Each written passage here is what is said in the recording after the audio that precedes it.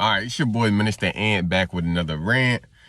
So sometimes I'm gonna do some stuff from my phone. Sometimes I'm gonna do some stuff from my professional camera. But either way, y'all going to get this content. All right, so shout out to y'all. Please subscribe to the channel.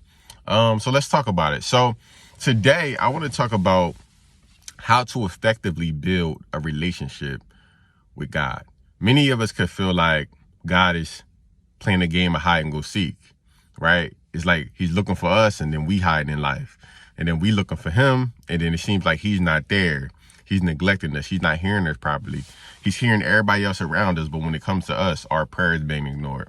So that right there is a relationship issue. So here's how I always start off this activity with my youth ministry and also with congregation. I ask them this: give me 10 qualifications that you look for in a relationship. Everybody start naming stuff off: trust, honesty, communication, transparency, understanding, right? Quality time, right? A bunch of things people start naming off. And here's a question that we have to ask ourselves daily. If we know what to look for in relationships, why don't we give those same qualities to God? Because that's the difference in between us listening and us hearing properly. In Matthew, right, it says that the Lord whispers in the dark so we could go speak it in the light. He whispers in our ears so we can go proclaim it from the rooftop. So what that means is this: in our perceived darkness, our perceived circumstances, where we feel as though we so focused on the fear of everything that it becomes the fire extinguisher to our faith. We have to ask ourselves, is God not speaking to us?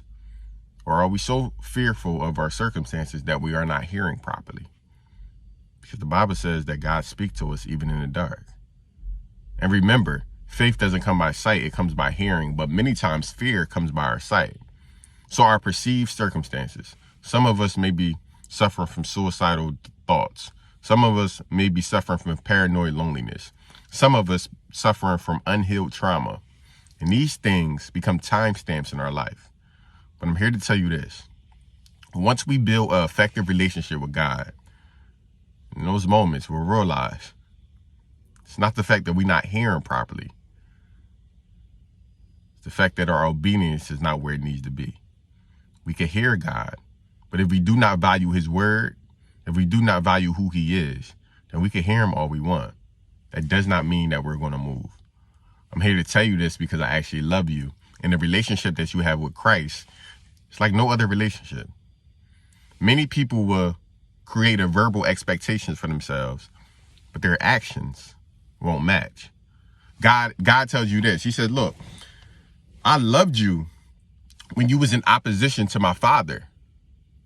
The unfailing love that I have for you isn't built on this circumstance where you have to earn it.